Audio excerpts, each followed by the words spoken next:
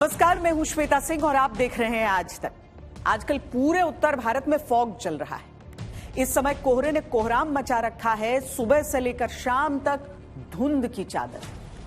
फ्लाइटें, ट्रेनें, सड़क यातायात सब प्रभावित हो रहे हैं। कई खतरनाक हादसों की खबरें सामने आती हैं। शीतलहर के साथ साथ कोहरे की इस दोहरी मार ने लोगों को बेहाल कर रखा है।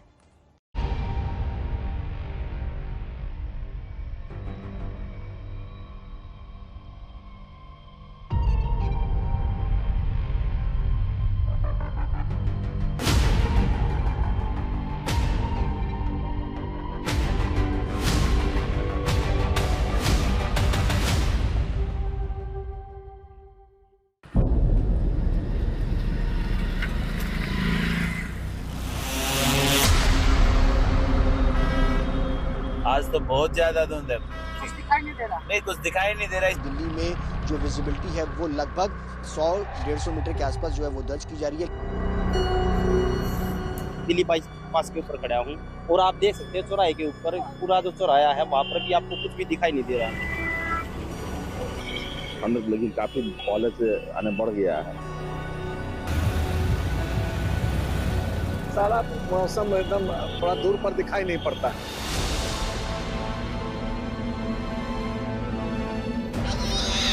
भाई मजा आ रहा है, मतलब लाइव स्नोफॉल जिंदगी का मैं पहले भी घूमा हूँ, बट ये देख करके अनएक्सपेक्टेड है। पूरे भारत में ठंड का अटैक भारी। उत्तर भारत में कोहरे का कोहराम जारी।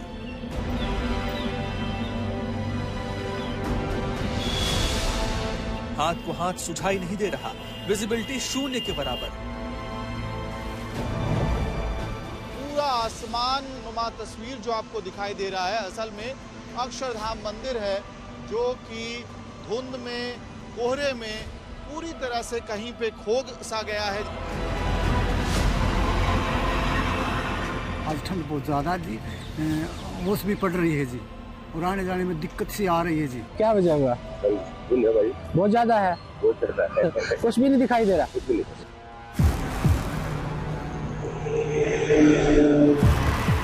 धुंध की मोटी चादर में लिपटे मैदानी इलाके।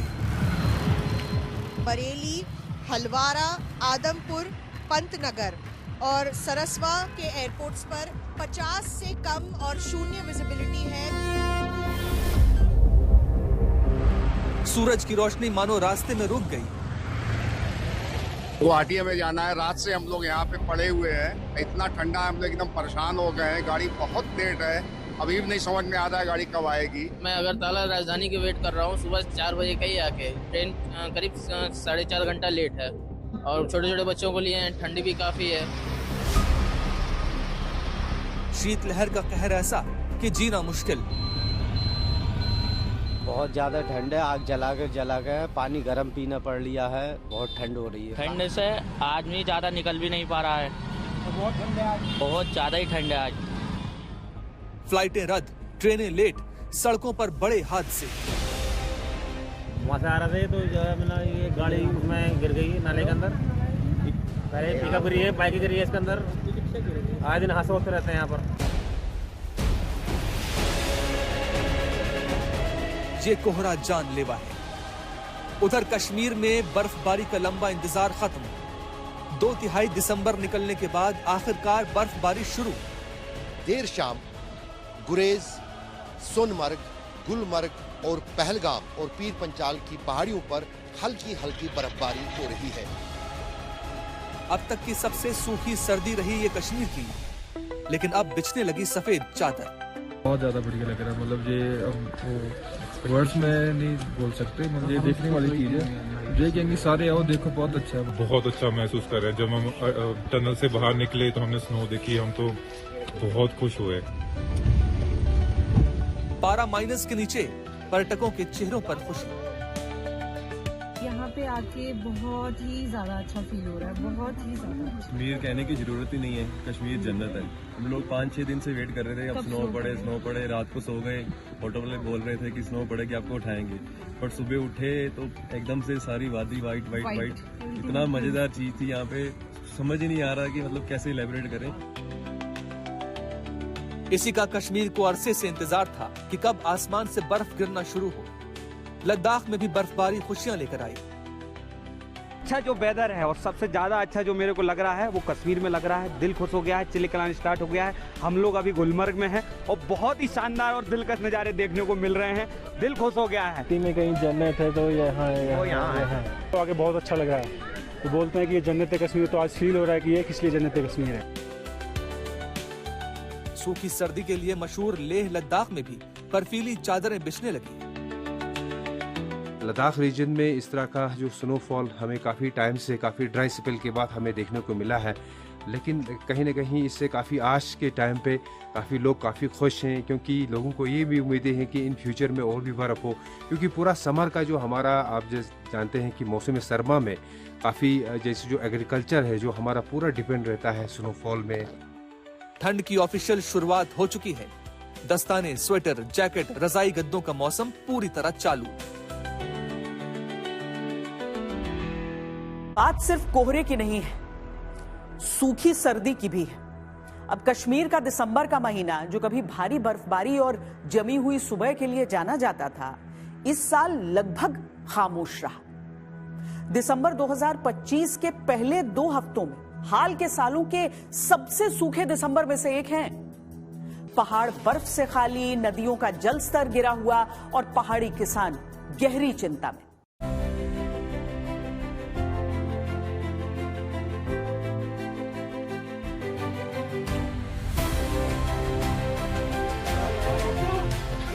जम्मू कश्मीर में सीजन की पहली बर्फबारी हो चुकी है, जिससे कई इलाकों में सफेद बर्फ की चादर नजर आ रही है।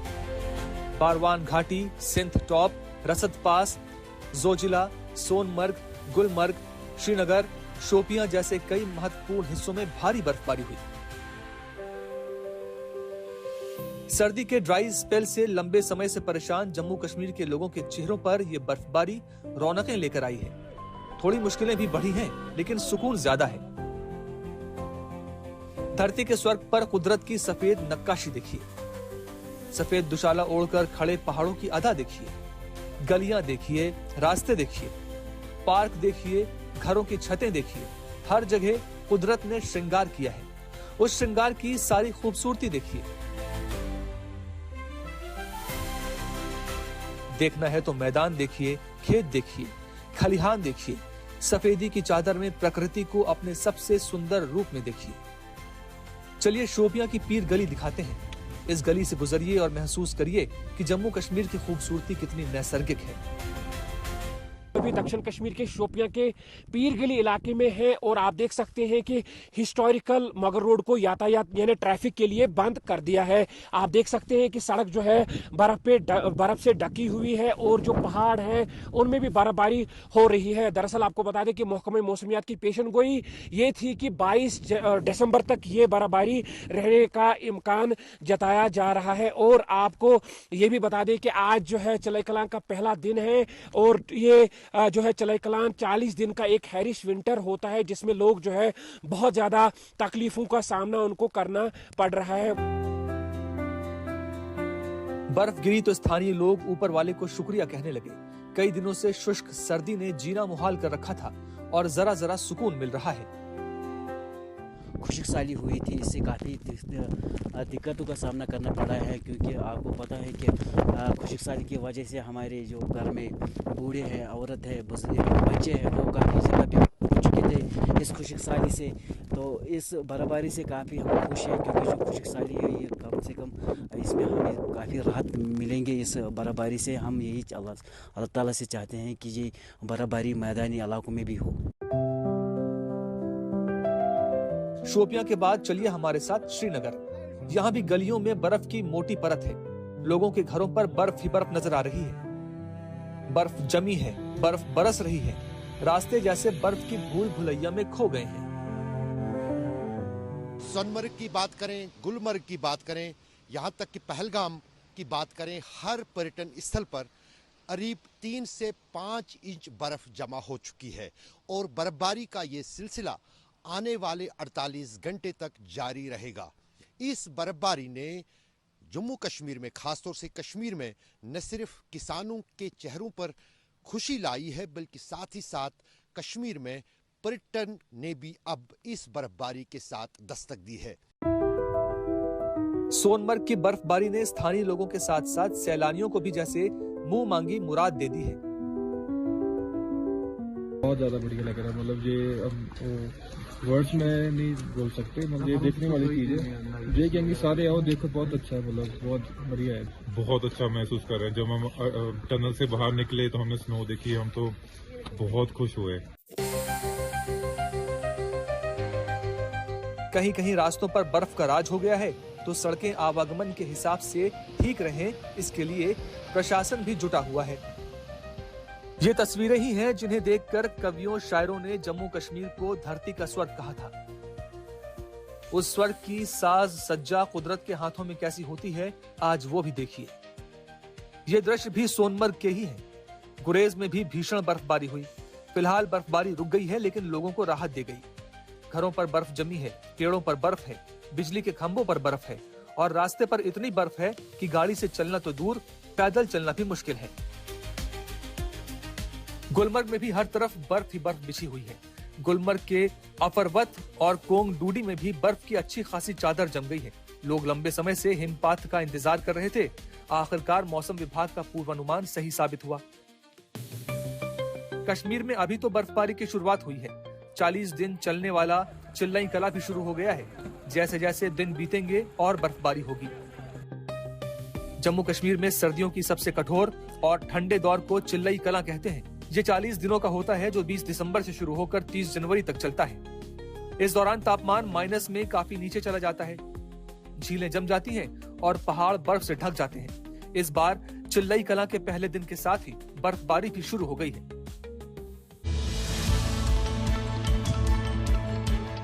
जितनी ज्यादा बर्फ गिरेगी, तापमान उतना ही नीचा जाएगा। इसका असर मैदानों पर भी पड़ेगा। फिलहाल जम्मू कश्मीर की पहली बर्फबारी का सब स्वागत कर रहे हैं। बर्फबारी की रौनकें जम्मू कश्मीर के साथ साथ लेह लद्दाख में भी देखी जा रही हैं। जम्मू कश्मीर की तरह ही लेह लद्दाख के लोग भी शुष्क सर्दी के बढ़ते दिनों से परेशान थे, लेकिन अब बर्फबारी हुई है तो चैन की सांस ली है। बच्चों के लिए तो जैसे बर्फ में ढका लेह वंडरलैंड ही बन चुका है। ये देखिए, पूरी कार को ही बर्फ ने ढक लिया है, जिसे हटाया जा रहा है। ये तस्वीर इस बात की प्रतीक है कि बर्फ की तहें कितनी मोटी जम चुकी हैं। दूर से देखने में लगता है जैसे यहाँ कोई रहता ही नहीं होगा, लेकिन बर्फ के नीचे पूरे के पूरे कस्बे बसे हैं। अद्भुत है ये नजारा। सैलानियों के लिए बर्फ किसी वरदान की तरह मिली है और वो इसका जमकर लुत्फ उठा रहे हैं। बर्फ के गोलों से खेल रहे हैं और आनंद उठा रहे हैं। यहाँ पे आके बहुत ही ज्यादा अच्छा फील हो रहा है, बहुत ही ज्यादा। कैसा लगा कश्मीर आपको मैम? कश्मीर कहने की जरूरत ही नहीं है, कश्मीर जन्नत है। यहाँ पे कुछ कहने की किसी को जरूरत ही नहीं है। हम लोग 5-6 दिन से वेट कर रहे थे, अब स्नो पड़े, रात को सो गए। होटल वाले बोल रहे थे कि स्नो पड़े कि आपको उठाएंगे, पर सुबह उठे तो एकदम से सारी वादी वाइट। इतना मजेदार चीज थी यहाँ पे, समझ ही नहीं आ रहा कि मतलब कैसे इलेबोरेट करें। सब कुछ बहुत मजेदार, बहुत इंजॉय कर रहे हैं हम। हमारा इसके बाद पहलगाम के जाने का पर मन नहीं करा, पहलगाम जाने का मन करा यहीं पे रहे, बस यहाँ पे स्नो का एंजॉय करें। सारी फैमिली साथ आए हैं। ले तो आपने देख लिया, अब लद्दाख के दूसरे शहर दिखाते हैं। ये द्रास की तस्वीरें हैं। द्रास में आसमान से बर्फ के गोले बरस रहे हैं। ऐसा लग रहा है जैसे रुई के फाहे तैर रहे हैं। द्रास में भी पेड़ पौधे, पहाड़, जंगल, सब पर बर्फ की दीवानगी सी छाई हुई है। लेह लद्दाख में अच्छी बर्फबारी के दौरान टूरिज्म के साथ साथ कृषि को भी लाभ होता है, लेकिन इसके साथ ही आवाजाही का संकट होता है। अभी तो ये पहली बर्फबारी है, आगे पूरी सर्दी बाकी है।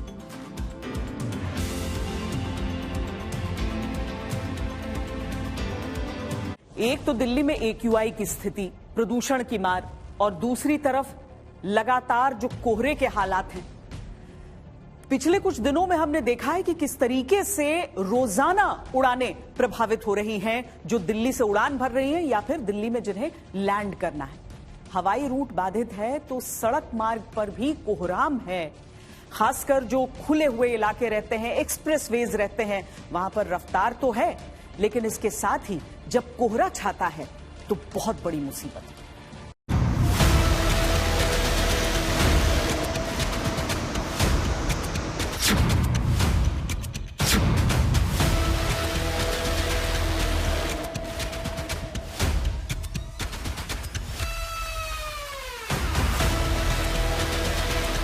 देश की राजधानी दिल्ली में ठंड, कोहरे और प्रदूषण का ट्रिपल अटैक हुआ है।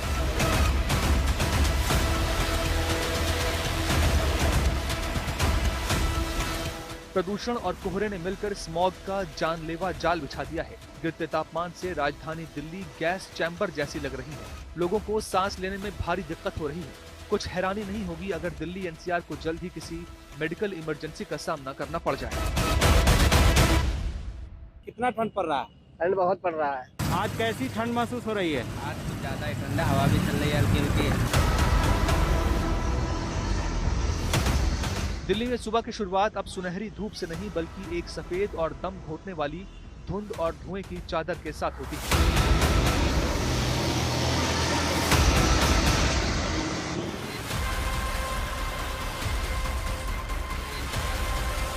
पहाड़ों पर हो रही बर्फबारी का असर अब मैदानी इलाकों में शीत लहर के रूप में दिखने लगा है। सामने इंडिया गेट है, चंद कदमों की दूरी पर, लेकिन आप देखिए कोहरे ने उसको किस तरीके से कवर कर रखा है।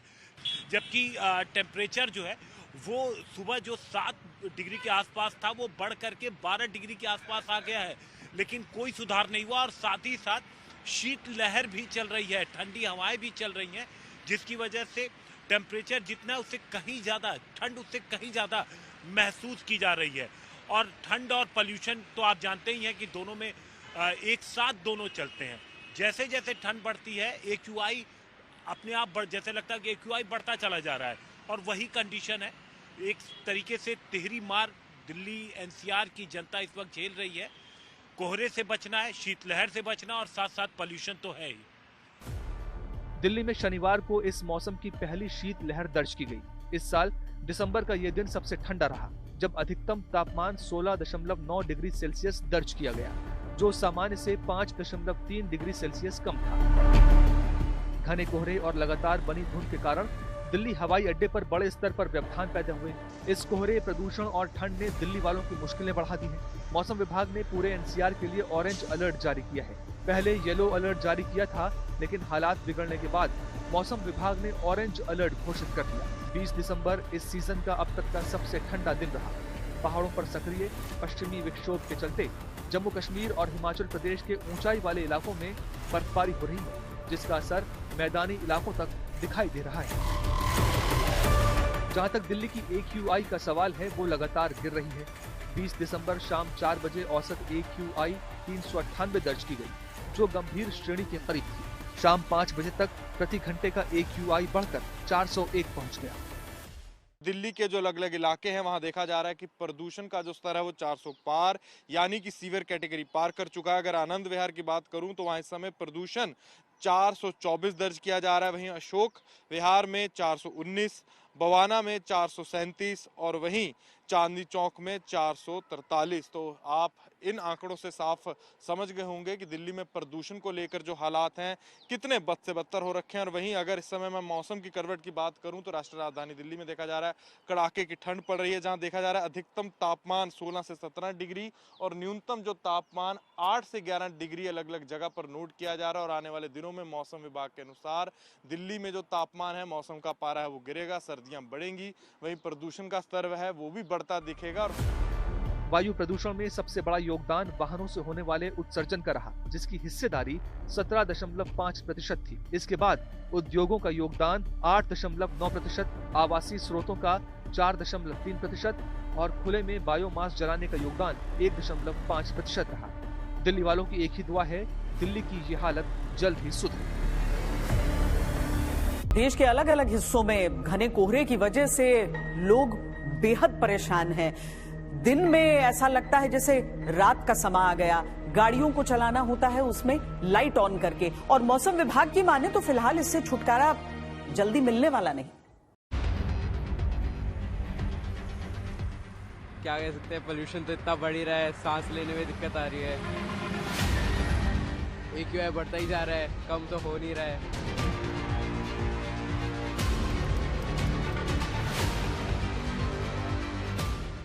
पिछले कुछ दिनों से हमने देखा है कि फॉग कंडीशंस प्रिवेल कर रही हैं, तो आपको कोहरा और धुंध दोनों ही नजर आएगा। और खास तौर पे बात करें AQI लेवल्स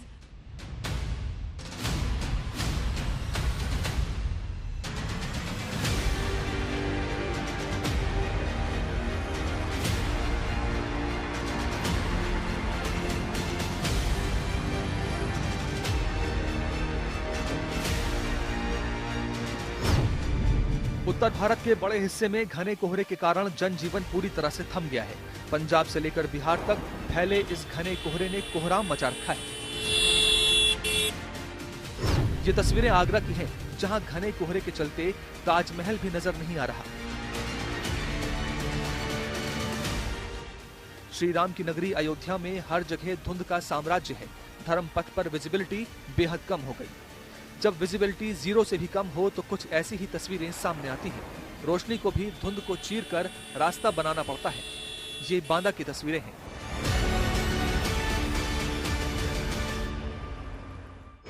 बिहार के समस्तीपुर की तस्वीरें देखिए, कैसे ट्रेन की रोशनी भी घने कोहरे से हार सी गई मालूम देती है।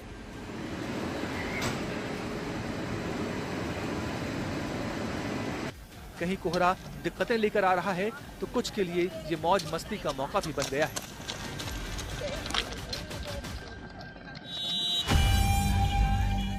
पंजाब, हरियाणा, उत्तर प्रदेश, बिहार और मध्य प्रदेश समेत कई हिस्सों में कोहरा इतना गहरा है कि सड़क से लेकर हवाई यातायात प्रभावित हो रहा है। कई हवाई अड्डों पर उड़ानों का संचालन बाधित हुआ है। हाईवेज पर गाड़ी चलाना मुश्किल है।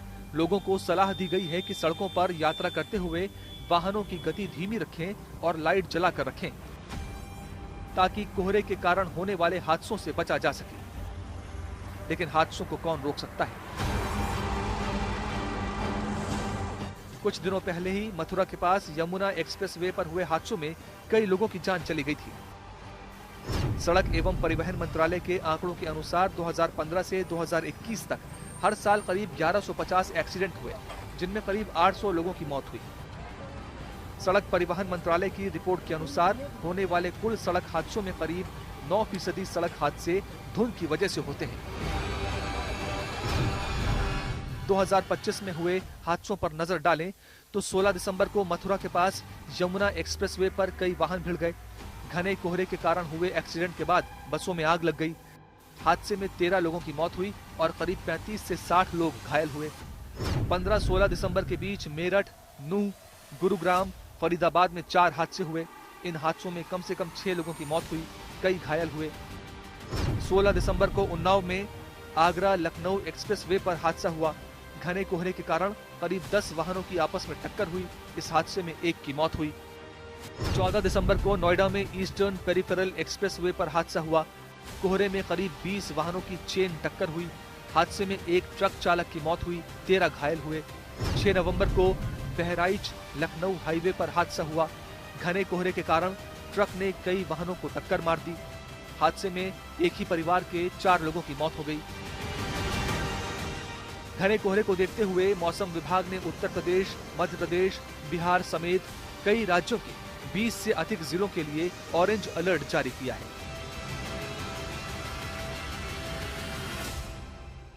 मेजर इस समय पूरा नॉर्थ इंडिया में वेदर चल रहा है, वो एक डेंस फॉग कंटिन्यूस काफ़ी दिनों से एक लेयर बनी हुई है जो पंजाब से लेके पूरा बिहार, झारखंड तक फैला हुआ है। तो उसको मद्देनज़र रखते हुए हम काफ़ी दिनों से ही स्पेसिफिकली उत्तर प्रदेश के लिए रेड अलर्ट दे रहे हैं। उसका कारण एक तो ये है रात के समय और सुबह के समय वेरी डेंस फॉग है, और उसके साथ ही जो दिन के टेम्परेचर्स हैं वो भी ज़्यादा गिरे हुए हैं। हरियाणा, चंडीगढ़ हो गया, उसके बाद उत्तराखंड हो गया, जहाँ मध्य प्रदेश हो गया, छत्तीसगढ़ हो गया, बिहार हो गया, तो झारखंड हो गया, वहाँ भी आने वाले 2 दिनों में वैसे ही कंडीशंस हैं। अगर हम एनसीआर दिल्ली की बात करें तो एनसीआर दिल्ली के लिए हमारा आज अनुमान है dense to very dense fog. मौसम विभाग ने उत्तर प्रदेश के आगरा, अलीगढ़, बागपत, बरेली, बिजनौर, बुलंदशहर, एटा, इटावा, फिरोजाबाद, गौतम बुद्ध नगर, गाजियाबाद, हापुड़, हाथरस, मथुरा, मेरठ, मुरादाबाद, मुजफ्फरनगर, पीलीभीत, रामपुर, सहारनपुर, शाहजहांपुर और शामली में कोहरे का ऑरेंज अलर्ट जारी किया है।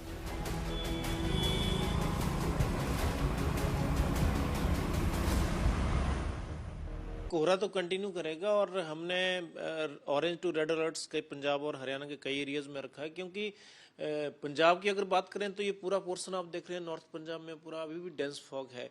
और अमृतसर में मॉर्निंग में करीब जो है 0 के आसपास विजिबिलिटी जो है रिपोर्ट की। इसी तरह से पंजाब के जो नॉर्थ वेस्टर्न पार्ट एंटायर आप देख रहे हैं, सिमिलरली नॉर्थ ईस्टर्न पंजाब और हरियाणा तो आप देख रहे हैं कि वर्चुअली पूरे हरियाणा में डेंस फॉग है अभी भी।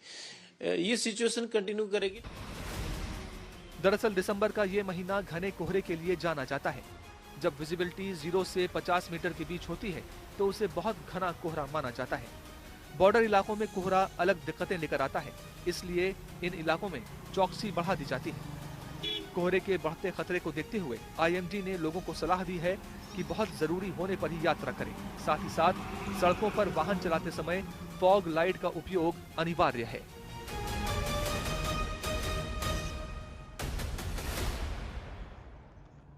जब नम हवा ऊपर उठकर ठंडी होती है तो उसमें मौजूद वाटर वेपर पानी की बहुत छोटी छोटी बूंदों में बदल जाता है।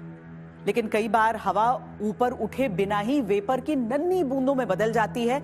इसे कोहरा कहते हैं। आसान शब्दों में पानी की इन छोटी बूंदों से बना बादल जो जमीन के पास फैल जाता है वही कोहरा होता है।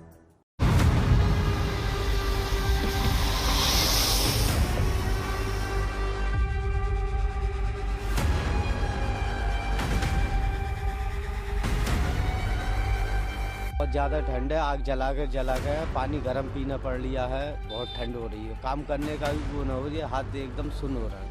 बहुत ज्यादा कोहरा है और एक्सीडेंट इसमें बहुत ज्यादा होते हैं। ठंड भी काफी है, कोहरा भी जबरदस्त पड़ा हुआ है।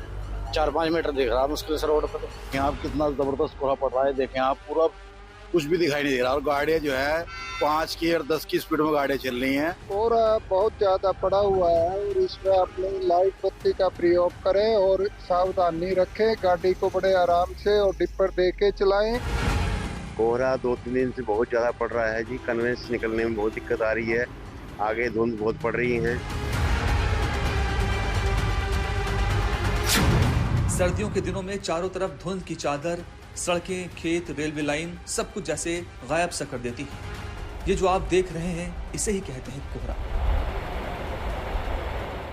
ये भुवनेश्वर तेजस राजधानी है और ये 8 घंटा लेट है सर। काफी लेट चल रही है। अभी आगे जब दिल्ली पहुंचेगी फिर वहां से आगे के लिए हमें ट्रेन पकड़नी है। पता नहीं वो मिल पाएगी नहीं मिल पाएगी। काफी लेट चल रही है, जबकि इसने 10 बजे लगभग दिल्ली पहुंचना था। तो कोहरे की वजह से काफी दिक्कत हो रही है, ट्रेन लेट चल रही थी। ट्रेन में हम भुवनेश्वर से निकले थे दिल्ली जाने के लिए। दिल्ली से 5 घंटा लेट था, अभी तक 8 घंटा लेट है। राजधानी में चल रहा है, सियालदा राजधानी में 10 घंटे लेट चल रहा है। बहुत प्रॉब्लम हो रहा है। हमें इतना बजे तक तो पहुंचना चाहिए था घर। अभी तक कितना बजे पहुंचेंगे कुछ कह नहीं सकते। कोहरा, कुहासा और धुंध तापमान में बदलाव के कारण होने वाली प्राकृतिक परिस्थितियां हैं। ये कुछ फायदे तो देते हैं, लेकिन आधुनिक तेज रफ्तार जिंदगी में परेशानी भी बन जाते हैं और वैज्ञानिक तौर पर इनका कोई पक्का इलाज भी नहीं है।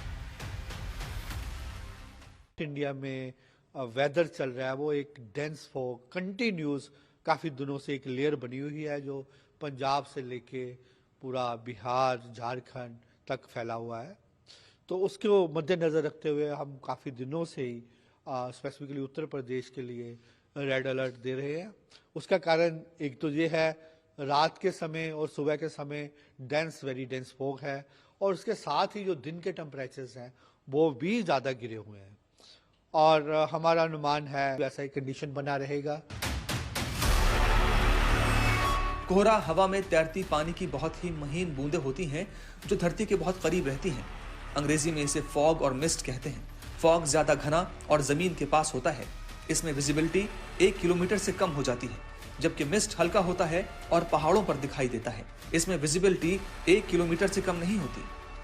कोहरा ज्यादा तब पड़ता है जब हवा शांत हो, आसमान साफ हो और नमी ज्यादा हो।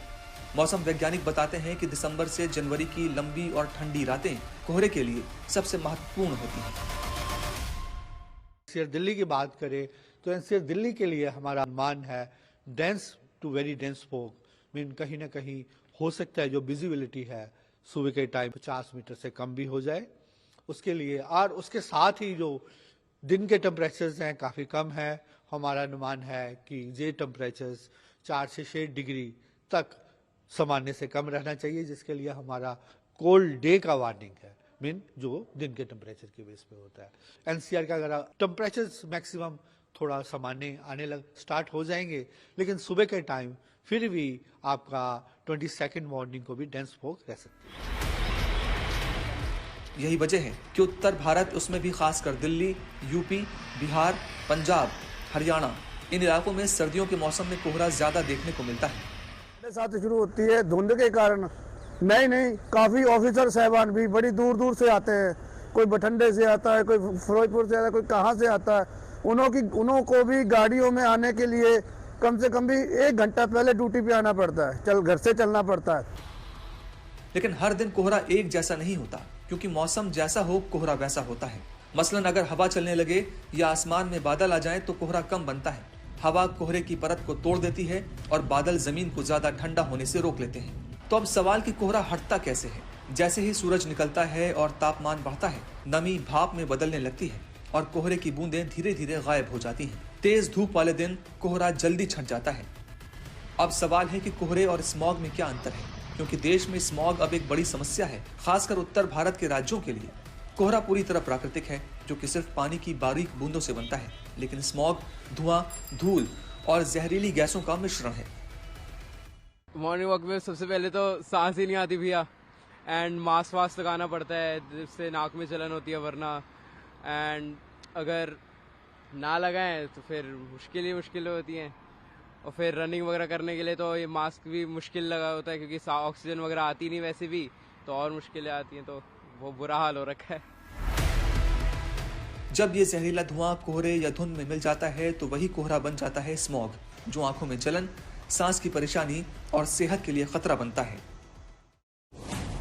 18 दिसंबर तक हिमाचल प्रदेश के सभी 12 जिलों में 100% वर्षा की कमी दर्ज की गई। सर्दी सामान्य से अधिक, लंबे समय से न बारिश न बर्फबारी, मौसम सूखा बना रहा।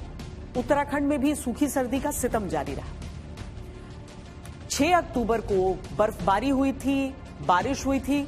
उसके बाद से लंबे समय तक पहाड़ के ये इलाके लगभग सूखे रहे।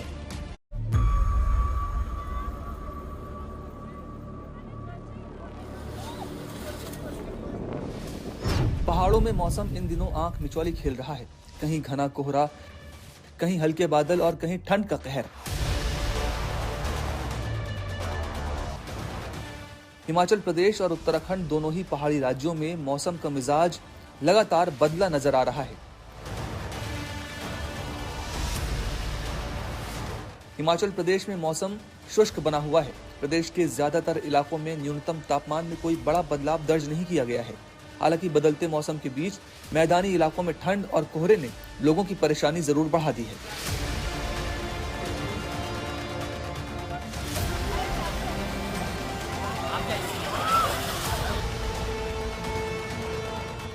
प्रदेश के करीब 10 शहरों में न्यूनतम तापमान 5 डिग्री सेल्सियस से नीचे दर्ज किया गया है। ये तस्वीरें सिखों के पवित्र स्थल हेमकुंड साहिब की हैं, जहां चारों तरफ सिर्फ बर्फ ही बर्फ नजर आ रही है।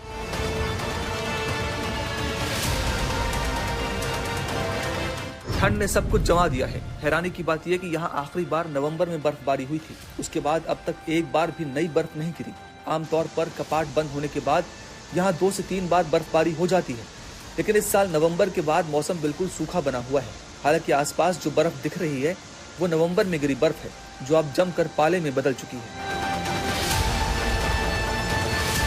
यह नजारा लाहौल स्पीति का है, जहां तापमान -15 से -20 डिग्री तक पहुंच गया है।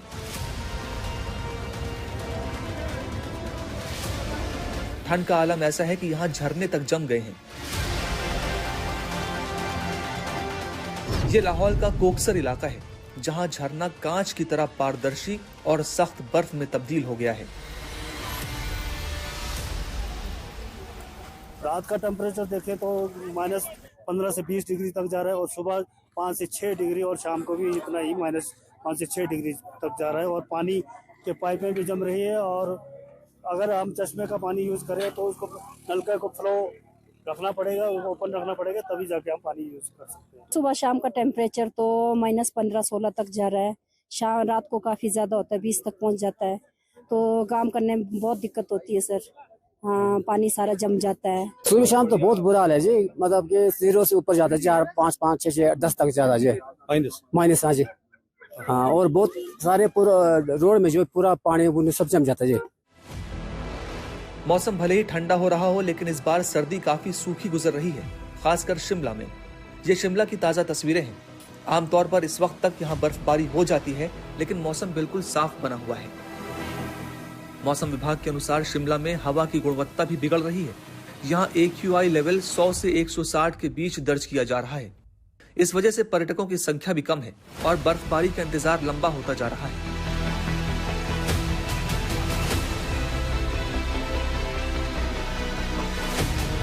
उधर उत्तराखंड में मौसम कुछ ही घंटों में करवट बदलने को तैयार है। मौसम विभाग के अनुसार आने वाले दिनों में राज्य के अंदर पश्चिमी विक्षोभ का असर देखने को मिल सकता है। पर्वतीय इलाकों में सुबह से ही कड़ाके की ठंड पड़ रही है। मैदानी इलाकों के लिए ऑरेंज और येलो अलर्ट जारी किया गया है। साथ ही आने वाले दिनों में राज्य के 4 पर्वतीय जिलों में बारिश की संभावना जताई गई है। मौसम विज्ञान के अनुसार वेस्टर्न डिस्टर्बेंस मध्य अक्टूबर से पश्चिमी हिमालय को प्रभावित करने लगते हैं और नवंबर में बारिश और बर्फबारी लेकर आते हैं। आमतौर पर दिसंबर में 1 या 2 मजबूत पश्चिमी विक्षोभ मध्यम से भारी बर्फबारी कराते हैं और इस दौरान उनकी संख्या भी बढ़ जाती है। औसतन दिसंबर और जनवरी में 3 से 4 सक्रिय पश्चिमी विक्षोभ इस क्षेत्र को प्रभावित करते हैं, जिससे व्यापक और भारी बर्फबारी होती है। लेकिन इस बार ये वेस्टर्न डिस्टर्बेंस कमजोर है।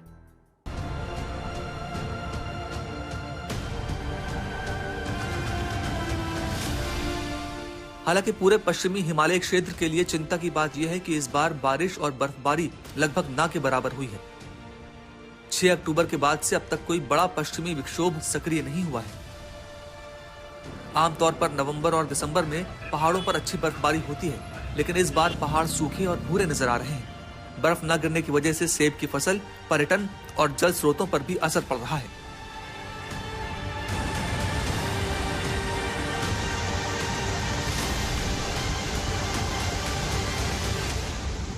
हमारी इस खास पेशकश में अभी के लिए इतना ही। देश और दुनिया की बाकी खबरों के लिए देखते रहिए आज तक।